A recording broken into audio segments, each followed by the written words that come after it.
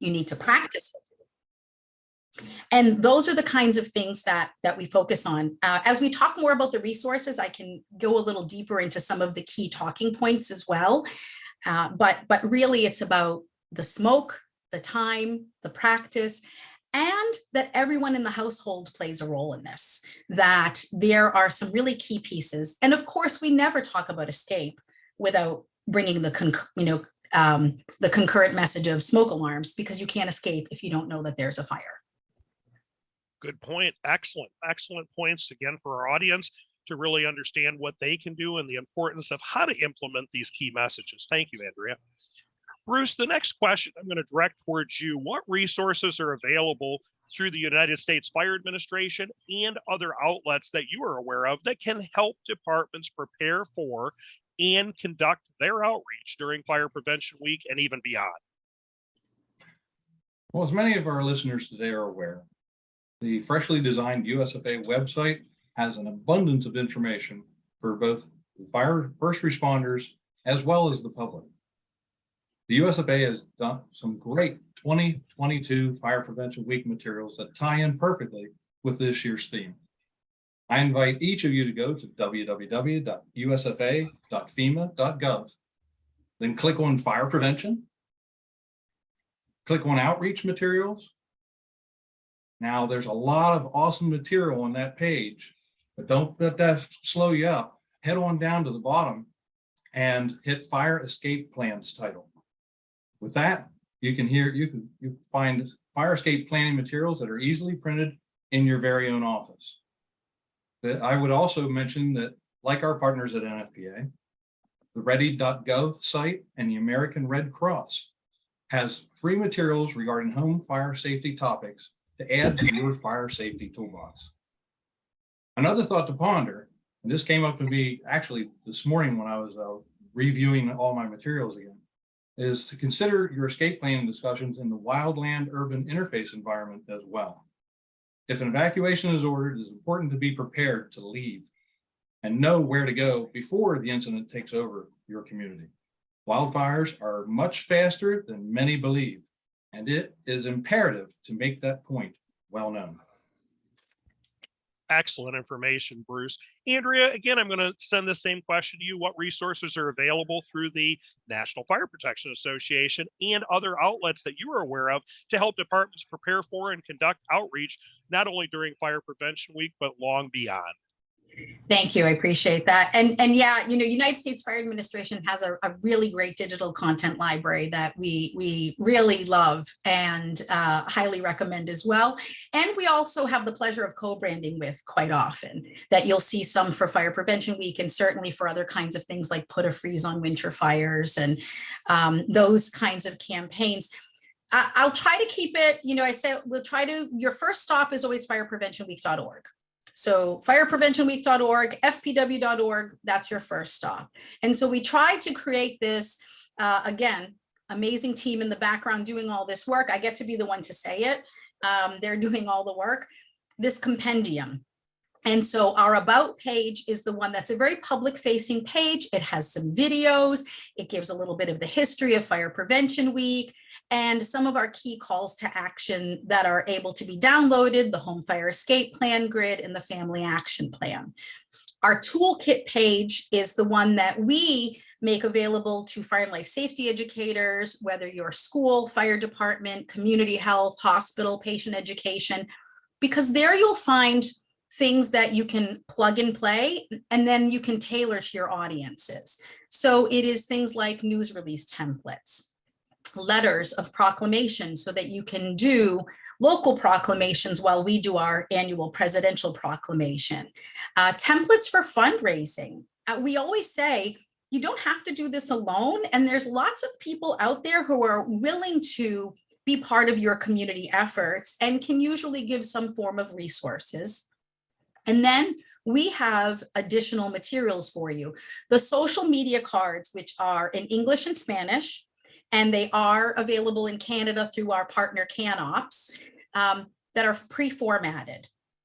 Facebook, Twitter, Instagram, and have that variety of messages. And so this is where, if you want to focus on the smoke message and the deadliness of smoke, it's there.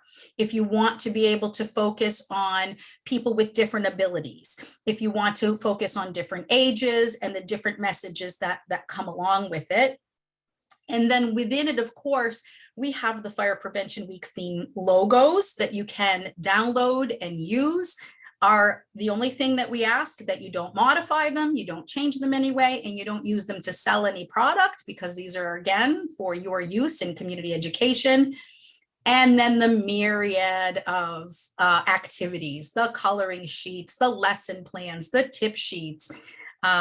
We have a dedicated page this year on escape planning for older adults. And as many people know, our Remembering When program is going through an enhancement soon, and now called and soon to be released Steps to Safety, which we're very excited about. And so that page has the tips, soon to have a new video that's coming out on escape planning for older adults. And then, of course, you know, always a place to shop, because we provide as many free resources for you. We know that the budgets are varying across the board, and certainly for our volunteer fire departments. And if you have money, whether it's your money or your partner's money, because that's where your community resources come in, you know, these kinds of things. It's not just the Sparky dolls, which really are wonderful engagers, but we have our Fire Prevention Week themed materials, the brochures, the activity books, the cues to action. Those are the magnets and the stickers. And then, of course, we have a whole line of Sparky the Fire Dog evergreen products. And those are, again, all the educational materials. So FPW is your first stop for Fire Prevention Week. Year round, we have, again, two other sites that I want to make sure, because you can always come to the NFPA site, Sparky Schoolhouse, which again is constantly being looked at, updated, making sure it's always vetted, made by teachers for people doing education, and it's lesson plans and videos and activities, and they're age appropriate and really guide you through what you need. And of course, Sparky.org, which did have a lovely redesign in time for Sparky's 70th birthday in 2021. And you can join Sparky's Fire Safety Club and do all sorts of things. And what we like about that, and well, we like about all of our stuff, it's ad-free, right? Sparky.org is ad-free. You don't have to worry about your kids being on it, and it's all vetted. So those are our key places to grab resources that are there for you and ready to plug and play. And of course, people know NFPA, EMAC, right? We like our nfpa.org/EMAC, the Educational Messaging Advisory Committee, which is made up of a number of people from a variety of organizations, really is about our foundation, our bedrock. What is the latest, most current information, the most current proper message? What are we saying about smoke alarms? What are we saying about fire pits? What are we saying about lithium-ion batteries? That's where everything is aligned with what is vetted, appropriate messaging rooted in fire science, standards, and behavioral science as well. Outstanding, Andrea. That's great. And a lot of great resources. I know one of our audience members just asked the website again, and it was typed in the chat box by one of the other audience members, but pertaining to Bruce and the United States Fire Administration, it's USFA for US Fire Administration .fema.gov, and then click on the prevention. I believe it's a prevention tab, Bruce, isn't it? Or public education tab? Yes. Yeah, the fire prevention, then outreach materials. There we go. And although you'll be drawn apart, scroll all the way down to the fire escape plans title. Perfect. Now it'll give you a whole host of information. And we'll put these links at the end and make sure that we will talk about some other websites and so forth. So worry not if you miss anything. We'll definitely get it covered in the chat box and even in the section. This webinar is being recorded, so we'll even put it in there as well. But Andrea, thank you again for sharing all those great resources. And again, Bruce, because this is what our audience members really look for. How do they implement these programs? Where do they go? And especially with limited time in today's day and age, it's really important that we guide people to success right off the bat. Yes. So, and you even mentioned that there's press releases, Andrea, and that's so important that our audience members start now reaching out to their local media outlets, because there's still time to be able to get your Fire Prevention Week activities in your community covered by either print media, radio, or even television, but those conversations need to start now. Excellent. Well, the next question I have for both of you, and I'm going to come back to Bruce on this one first. The pandemic changed the way many fire departments conducted their community outreach, with a lot of departments having to move to the virtual formats. Given the lessons learned from the past 2 years as to what works well and what doesn't, what are some activities that departments can do during Fire Prevention Week, both in person and in the virtual environment, to have the biggest impact on their communities? Well, as it is typical for the fire service, we adapt to sudden changes that are both short and long term. So the pandemic ended up being a lot longer term than any of us anticipated. But members developed various ways to still reach out to the community they serve. And many took the internet, obviously, and utilized their websites, Facebook pages, Twitter accounts, TikTok. I saw a few TikTok things going on that I don't even have the energy for anymore, but I'm glad they did. And of course, all the other different social media aspects that are out there, to share that fire and life safety information, because, no matter what is going on around us, we still have to respond appropriately, and we still have to be able to mitigate situations before they occur. So that's what makes prevention so important. Some were able to even have drive-throughs where, they might have had pit beef or pizza or anything else. And so that allowed them the opportunity to provide printed materials that they could have collected from any of our websites. So it was on hand and ready to provide to their customers. I observed electronic signs carrying a lot more fire and life safety topics than it used to. So, and then to tie in, there were definitely a lot more attempts to reach out to the newspapers and local TV stations to actually get the messaging out. So the fire service, once again, pulled on the boots, and they went into work and they made things happen regardless of the situation. Absolutely. Thank you, Bruce.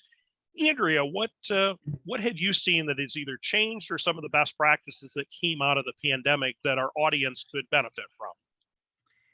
Thank you. Yeah, I think one of the things that Bruce mentioned is really true, right? The response is, and one of the things about being in the fire service and the related fields is you roll with what you're given, right? And you have to adapt. It's one of the reasons why my background is actually public health, not in fire service. And it's because I love how dynamic it is. And as the world changes, we have to change and adapt. And certainly, so, social media became a word that you couldn't go an hour without talking about social media, and the need to now engage people on social media, because that's where they whether they were doom scrolling, right? I mean, I think that's one of the things that the pandemic showed for us, that people were on social media and made us up our social media game. And certainly internally, a lot of response, and I was really pleased because, again, the team worked really hard to try to create some resources for people, but it showed us that people rely on social media. It reaffirmed for us that the fire service is a trusted channel of communication. And while people are doom scrolling and looking through different things and trying to tease through what is real, what is, while there was so much going on, the vaccine does this and the vaccine does that, and you can't do this. And I heard the coronavirus was created this and it's going to do that. We came in, and the fire service came in with steady, good, concerted information and met people where they were. And that was really exciting to see. It was tiring. And I have to say, I just kudos, because It was a lot. And while everybody was navigating every other piece of this emergency, and there were lots of them, they also maintained we need to continue to get good information out there. We need to keep engaging. We learned a lot too, right? We learned a lot more about who is using what platform, what kinds of things they like. And we also gave ourselves a chance to lighten up a little bit. And I think that was a big one because we saw more TikToks, we saw more videos, we saw people just playing a little bit more because we needed it. And I think that was really exciting. And we recognize that that's a good recipe. And so while we're opening up back to a lot more in-person stuff and people are happy and we're definitely seeing people excited to do it, we don't leave behind the lessons we learned of social media. We combine them for an even bigger effect. Absolutely. Very good points. One of our audience members has typed in the chat box about obtaining either estimate or live fire data. And I know if we talk with the state fire marshal's office, in many cases, they can provide that information on the actual live data. One of our other audience members did mention that there is the scroll at the bottom of the USFA homepage, the landing page, which does take media feeds and posts a lot of the fire deaths that are reported, but those are only the ones that are reported through the broadcast media. A more accurate number would be contacting and communicating with your local state fire marshal's office. Many times they can actually do a query or they can break down right in your area, and also talking with your INFERS coordinator in your own department, reporting that information to the federal database. Bruce, any things that I've missed on that maybe you want to add? Because I know that this is truly your area of expertise, working at the state level as well previously. Well, yeah, it was definitely a task that did fall upon me. I had for 5 years, I had to report on all fatal fires and had to have that report in at midnight every night for the governor's office. So yeah, the state fire marshal's office would be your best lead to gather that information that is more recent and be able to follow up with them for any other additional items. The reporting system is great, but the reporting system is what it is. And, by the time everything is brought in, tallied, and ensured that everything is correct, sometimes a year has passed. So, if you want that up-to-date information, it's good to go to your local resource. And for those of our audience members that are phoning in and may not be logged in, Andrea just put a note, nfpa.org/research for the historical reports, and those will give you some of that analytical information. So Andrea, do you want to just briefly talk about that? Yeah, I mean, as Bruce said, if you need numbers from this last year or two, that's at the local level. Once we compile the reports, it takes a long time to make sure all the data is in. So there is on our research page at NFPA, the variety of reports. One of the latest ones that people are very interested in is the fire loss in the United States since 1980 and the trends. That's one of the things that's been very interesting to read. But there is an actual fire loss in the U.S. During 2020. So we have some 2020 data, then is national data, and you can take a look at, and then look locally to see if there's any major changes, differences, or disparities. Perfect. Thanks both Bruce and Andrea. Andrea, I'm going to also have you follow up on a question that you did respond in the chat box, but again, for those of our audience members who may be calling in, does NFPA have or show what age or grade group is appropriate for these lesson plans? So I'll toss back to you. Yes. So sparkyschoolhouse.org is organized by type of activity, lesson plan, certainly our Learn Not to Burn, which is, one of our, one of our greatest, pieces, but Learn Not to Burn, for instance, is very specific, pre-K to grade 2, each of the lessons in the curriculum align with each of the grade levels. And then within sparkyschoolhouse.org, when you look through the activities and the lesson plans, it will say, this is a good lesson to use for grades 1 and 2. This is a good lesson to use for grades 3 and 4, and will actually offer you then the activities and things to go along with it. Thank you, Andrea. That's great information for all of our audience members. Excellent. The next question that I have here is, many volunteer fire departments, I'm going to direct this one to Bruce first. Many volunteer fire departments have a limited budget and staffing to conduct community outreach campaigns. Fire Prevention Week, however, provides a specific event that departments can get behind to do a concentrated outreach push.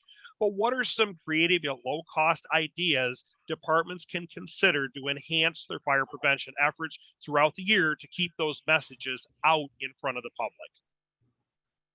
Well, thanks. As we discussed before, the use of all the materials that have already been vetted for the first responders and everyone to use is on NFPA and USFA's websites and available for your use. And here's the key part: it's free. And departments can also reach out to the USFA for already pre-printed materials, and that can be received at your department. Up to 100 copies of each item that you want per year is what's allowed. So that way we can get it out to everybody that wants to get a hold of those materials. But that's the first step to working within a budget, and but building and using certain props, something that you can reuse over and over again. Yeah, sure, that expense is there that first time, but if you design it so that you can reuse it, store it, and reuse it again, well, you're already ahead of the game, and you can save budgets for the future. You can also plan for grants, obviously. Whether it's AFG or any other type of grant that's offered. Work with local businesses. Here, in my own fire department, Gamburg Community, Firehouse Subs was a great resource, and they provided plenty of funds that allowed us to purchase smoke alarms and then go out in our communities and install them. So that's just one classic example. But anything along that lines will both enhance your program as well as lower the strain on the budgets that are provided. Great points, Bruce. Thank you. Andrea, do you have any thoughts on, again, departments really with a limited or no budget? What does the National Fire Protection Association offer? Yeah, and I do appreciate that, because obviously, free resources is always good. And so, I think when we think about the volunteer fire departments, we often say, well, they don't have money. So, but they also don't always have time and dedicated staff to things. So yes, I think one of the things that's critical, and that is awesome that we're able to offer through NFPA, are things like the tip sheets and the lesson plans and social media assets and curricula, community toolkits that are done, that are ready, that are plug and play. But then it's still about the issue of resource and time and how you pick and choose. And so one of the things I think about with Fire Prevention Week is, if Fire Prevention Week has an opportunity to be a couple of things for you, it can be an initiator. If it's like the only thing you get to do for the year, it is the opportunity to really cast a wide net, let people know who you are, what you do, that your local fire service is here. And because there are so many materials that are available to you at no cost, and then again, there's plenty of low cost things that you can buy to supplement, it gives you this opportunity to widen a net with a broad universal message that has an ability to reach all populations. And then from there, you've met new people, you get to learn more about your community, you get to begin to make that relationship. And I think that that's an important piece of what Fire Prevention Week can do, is it's a relationship builder.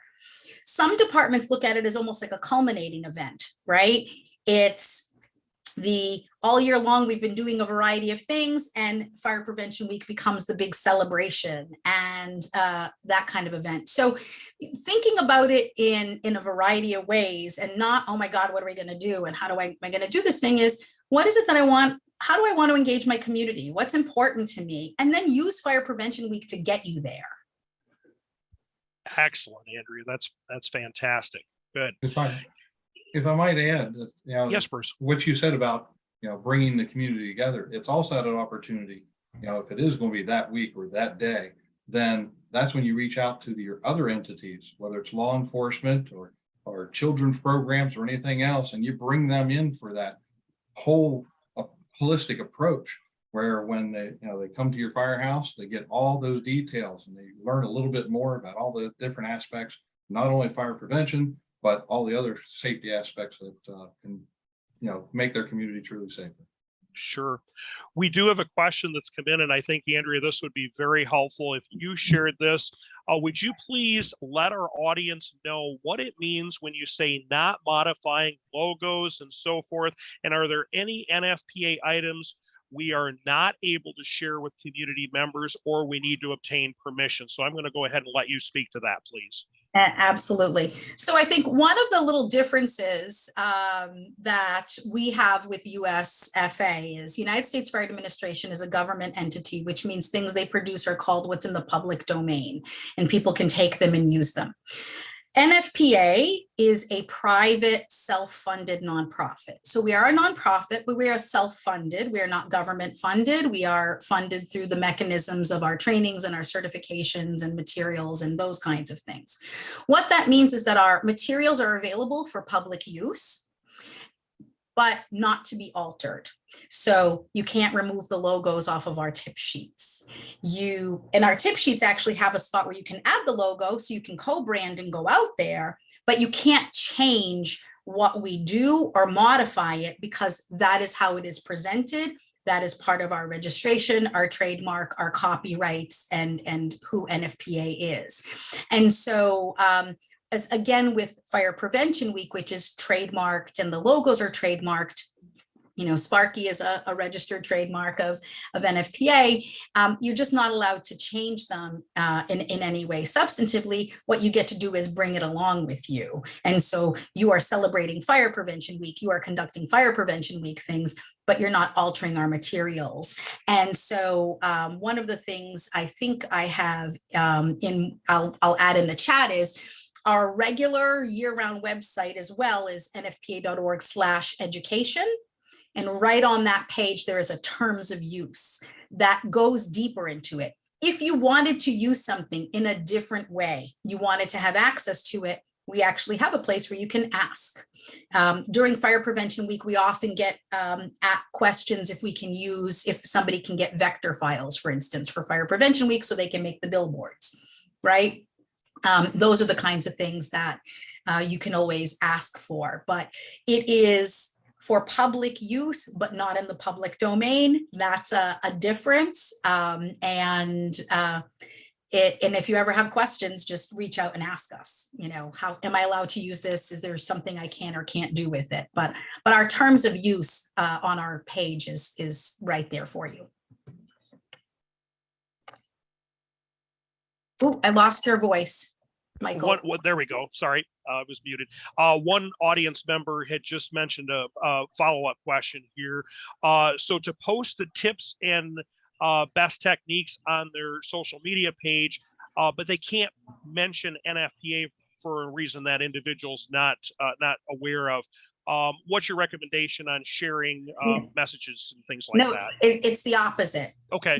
You can bring it out there. You just have to bring NFPA along with it, because if it's ours, Perfect. You keep it like that. So when you are, handing out and distributing materials, you can, send people back to us, right? Link people back to us, but no, you're just not allowed to wipe off Sparky or NFPA off of it and offer it as your own. You bring it all together. I hope that makes sense. It does. Thanks for the clarification there. You bet. All right. And Andrea, I'm going to go ahead and start with you on this next question, because you talked about here previously resources and community, and there's many competing needs for department resources, and department leaders have to carefully consider which of those resources will be spent. Can you make the case on why resources and personnel time should be used for fire prevention campaigns? What benefits are there to the department, the community, and how do people find these valuable resources that may be hidden? Yeah, thank you. Well, and I think one of the conundrums of prevention, right, is I didn't prevent the fire. if there's nothing concrete there, right? And so it's hard sometimes to make the case for prevention, and then something bad happens, and then everybody says, oh my gosh, we needed to do something. And then they look at all the failures and say, people needed to know things, we needed to educate people. So I think in order to take us out of that terrible cycle, it's important that we come in with that mindset that prevention is a part of response, is a part of operations, is necessary. Now, the issue of how do you decide where your resources go and where you put your money and time and personnel, well, that's really where the community risk assessment comes along. And it's important that you can't just decide to do things if you don't have the data behind it. And a good community risk assessment, and NFPA has 1300 community risk reduction standard, and a community risk assessment is a piece of that. So whatever tool that you use, whether you use NFPA's Craig 1300, whether you use another tool, getting the data from your incidence data, your demographic data, your community profile, your resources, your partners, that's all part of doing some planning and diligence in advance, because then you're applying those resources in the right place. And you might decide, depending on what you have, that you're going to do things fewer but deeper. You might decide that you have a large community problem that you want to address across the board. And so the issue of why do we need to do it is unfortunately already been, answered in every tragedy we see. The way to how to do it and how best to utilize our resources is really around doing that assessment, getting the data, and then using good vetted materials that you are able to make an impact because they're already there and these are the proven things. Excellent, Andrea. That's perfect information. Again, it helps us really that pathway to success, and that community risk assessment is so essential as that baseline foundation as we move forward. Bruce, let's talk about some of the benefits with these opportunities. We've got limited resources and so forth. There's programs such as Fire Corps. There's programs such as recruitment and retention. What is your suggestions here to our audience today? What are some things that they can be aware of and utilize Fire Prevention Week for other outreach as well? Well, yeah, and I'm going to kind of respond almost somewhat identical to and what Andrea said. Fire prevention, life safety efforts always seem to be the biggest battle for funding, compared to the actual equipment needed to mitigate the situation. Even though those costs are great, for that specific equipment, it needs to be understood that preventing that call for service in and of itself is a budget saving item. That's why fire prevention is important, and that's why it should be at the forefront. Because if we prevent it from happening to begin with, then we don't have to have that expenditure to buy that equipment to mitigate that situation. We reduce the cost for services, and then provides a sense of security for that community you serve. Development of community risk reduction programs, that's leads to discovering parts of the population of your community that you may need to design your efforts for. So whether it's cooking fires in a certain community, maybe you have a language barrier in another area, well then you need to develop that program so that it works for that. It might be certain practices that are performed during religious holidays. Okay, well, how do you design your prevention information so that it addresses that? Because there's certain things that come into various, depending on what holiday it is, what way they actually celebrate it. I understand that some people still put candles on Christmas trees, and that just scares the heck out of me. But that it's still real. So what can we do to provide that information? Perhaps maybe a battery operated candle would be a good option. So you don't have the house burned down, and you still have your future holidays to celebrate with each other. I would also like to point out that recruitment and retention applies to outreach efforts as well.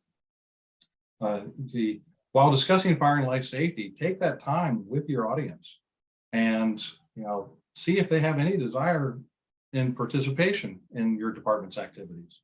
It's imperative to let them know that riding that apparatus isn't the only thing that one can do to be a part of that department. Helping with fundraising activities, whether it's carnival, dinners, bingos, providing canteen services when an event is occurring. Those are all integral parts of the operation. And, often once they become that part of the organization, they might just step up, take the courses necessary, and become that active riding member once they feel a little bit more comfortable. Because when you look at a fire service, when I was young and jumped in, I was ready for anything. So it was like, da, da, da, da. But, once you get a little bit older, you have kids, it's, then you look at fire service as being a very daunting organization to join. So if you can get their foot in the door by helping a little bit, then you might be able to expand on that. Once they start seeing how things operate, it may not be so daunting, and they may become even a bigger member of your community by helping with your department. Excellent advice, excellent tips, Bruce. Thank you very much. And lastly, if audience members are looking, whether it's chiefs or company officers, whether it's elected officials, if you're looking for volunteers for your fire department, or if you're looking to volunteer and see what fire departments positions are open and so forth, the National Volunteer Fire Council has a great portal called Make Me a Firefighter, and you can access that at makemeafirefighter.org. When you go to the landing page, you'll see two areas that you can click on. One is either entering as a department, and the other one is entering as a volunteer. The departments want to make sure they keep their information up to date as far as their wants and needs. And then if someone's moving into a community and they really want to volunteer their time, that's an area. Or if they grew up in the community, they want to see what opportunities are available. This is a great one-stop shop to be able to go to. Thanks again to the National Volunteer Fire Council and its partners. So it's makemeafirefighter.org, and that will help whether it's departments or citizens be able to help meet the mission and be prepared for the next emergency response. Thanks to both of you again for sharing great information, because from community risk assessments to recruitment or retention, that's all valuable information and something that we certainly can share during our Fire Prevention Week activities as well as all throughout the year. The next question that I have, I'm going to send back to Andrea, is what resources are available for our special needs audiences? That could be someone who's hearing impaired. It could be multilingual languages where English may be not their primarily spoken language. It could be someone with a mobility impairment or other needs that are out there. What is out there that some of our audience members can utilize? Sure, thank you. And I think this is, again, is part of the tailoring and part of the understanding, who's in your community and not assuming that everybody has the same ability when we go into these kinds of things. And last year, if people remember, Learn the Sounds of Fire Safety was our Fire Prevention Week theme. And it really came out of the pandemic where all of a sudden we were in people's homes and hearing all the chirps of low batteries and people not knowing what was going on. And we really keyed in on the sounds of fire safety and then thought, okay, what if you can't hear the sound? And I think one of the things we need to remember is not everybody has the same, ability. And so things like making sure that we have education on smoke alarms for people who are deaf and hard of hearing. Things like escape planning for your abilities. So again, on the website, there are a variety of content pieces thinking about if you have mobility issues, right? And those are things like keeping your glasses, keeping your phone, keeping a flashlight, your walker, your cane, right by where you sleep. Not across the room on where you get up and walk to it, where it's with you in case you need it right away. Those are the kinds of things. And we also have a number of low literacy materials. And those are in the way of pictographics and infographics, so that there are fewer words, more pictures, which allow anyone, whether they speak English or not, or have limited English proficiency, have the ability to see those kinds of things. Many of our tip sheets are actually in multiple languages. Certainly, we have a lot of Spanish materials as one of the dominant languages spoken in the United States for people to be able to grab. And so I think those are the kinds of things that we're looking at is whether you have a mobility issue from a disability or because you're older and that's part of the natural aging process, whether you have cochlear implants, but you're taking them out at night. I think those are the pieces that we look at to say, okay, let's make sure we're being inclusive. That's what inclusivity is all about. Did I miss anybody here? When I'm talking about XYZ and escape planning, I need to think about the person who may have limited mobility. Or for someone who is visually impaired or blind, one of the tips is really around doing your home fire escape with the sound of the smoke alarm blaring, because for someone who's blind, they rely on their ears and their other senses. But in the event of a fire, they're not going to have their hearing to rely on. And so it's important then, again, that ties back to the theme of plan and practice. You have to practice under the circumstances to the best that you can that you'll be faced with. Absolutely, Andrea, that's great. Bruce, what are some resources that are available for special needs audiences that you'd like to share? Well, the USFA website, once again, some of you have already gone there as we've been on this program to look at a few things. You can definitely find the fire safety outreach material for people with disabilities, and it has its own page. There's also a downloadable handout to go along with that. We also have 14 social media cards to share on this specific topic. As Andrea had mentioned about the infographics, and we also have quite an extended library of that as well. And they're so neat when you put them together, because you can design your own setup according to how you feel most comfortable, and then explain as you go. And it's like Andrea said, the limited words get you across the speech boundaries. So whether someone's Spanish or French or it doesn't matter. You can utilize those pictographs to tell that story. Oklahoma is a classic example. They have an outstanding program for the deaf and hard of hearing, and it's definitely one that to research and model one when it comes to outreach efforts for deaf and hard of hearing community. Maryland is another. They have what's called the FABS column. It's the Fire and Burn Safety Coalition of Maryland, and that they provide installations for the deaf and hard of hearing for free, and that's in all private homes.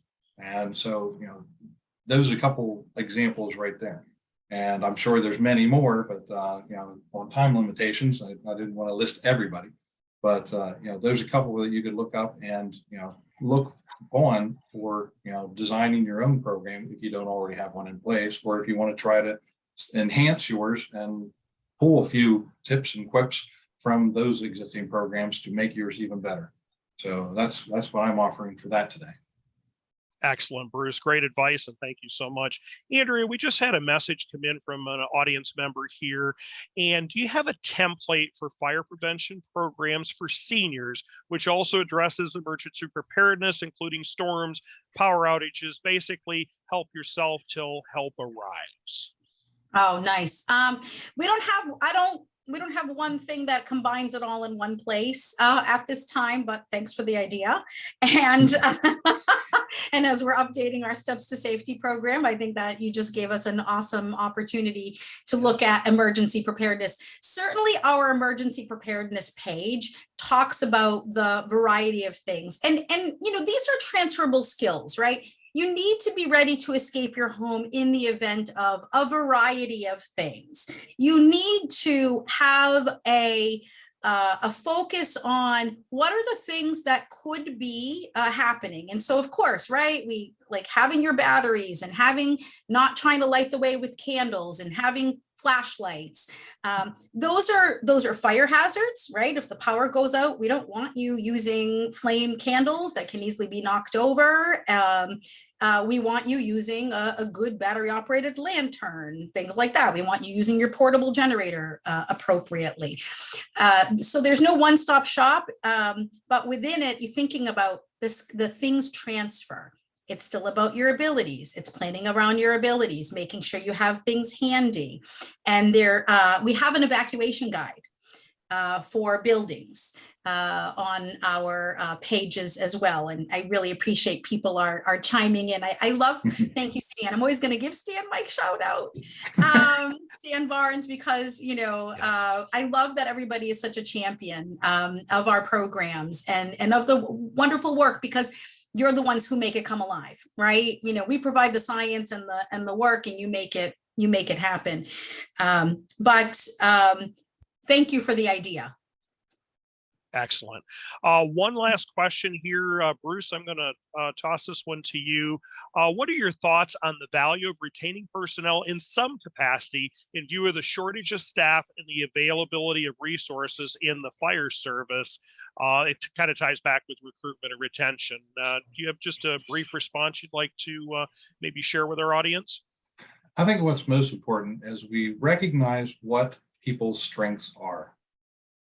Okay, you know, not everyone is going to be able to, you know, lift heavy boxes. Not everyone is going to be able to, you know, work on a computer. Not everyone's able to crunch numbers but if you find someone and you enhance their ability to utilize their strengths, and then it benefits the department, then that's where you go. That's how you retain people. You give them appreciation for what they are able to do, and you give them responsibilities that tie in with that. That's the best way to retain people, because you don't want to give them that, well, if you can't do it, then, you know, we don't have a place for you. There's a place for everyone. And, you know, you can utilize that same thought process for sending your kids to school. You know, there's reasons why you don't pick on that kid for years and years and years, because that same kid might be the one that you need to fix your computer one day. That same kid might be the one that builds your next home. So, you know, you've got to understand that there's a place and value for everyone, and we must recognize that, and no matter what you do. Absolutely. Well, with that, I think we'll kind of end with Andrea. Give everybody an idea if they're using social media, which they should. It's a great, powerful tool. What are the hashtags this year for Fire Prevention Week that our audience members can utilize? We've tried to make it as simple as possible. Hashtag Fire Prevention Week and hashtag Fire Prevention Week 22. I typed it in the chat as well. No, but really, people use a lot of fire safety, a lot of fire prevention. There's a lot of hashtags that are out there. I throw those in as well. But let us, because this way we can see what you're doing. I also recommend that you always tag NFPA, tag Sparky the Fire Dog in your posts, because then we can like it, we can share it, we can see what you're doing. We love when you share pictures of the amazing work that you do, because again, you're the ones who make it come alive. And then each year we learn more and more from you. So thank you. Excellent. Well, we are at 3 o'clock. We want to respect everyone's time. That's all the time we have for now, but I want to thank our panelists again, Andrea Vastis and Bruce Bouch. I think we had a great discussion about Fire Prevention Week. This 1 hour went by so quickly, but we hopefully empowered you to make great choices, and you've got great resources to be able to tap into, and how you can continue your public education efforts throughout the year. I want to thank the National Volunteer Fire Council again for organizing today's discussion. The NVFC is the leading nonprofit membership association representing the interests of the volunteer fire, EMS, and rescue services. They provide resources, training, advocacy, and programs to help the volunteer emergency services thrive. You can learn more about the NVFC as well as access to resources at www.nvfc.org. If you're not a member, I want to encourage you to join. It only costs $21 a year and comes with a variety of benefits, such as free training in the NVFC's virtual classroom, access to the volunteer voices, member community, and so much more. You can learn more at www.nvfc.org/join. And I also want to thank our event sponsor, First Alert, for their continued support. We couldn't do this without you. You can learn more about First Alert at www.firstalert.com.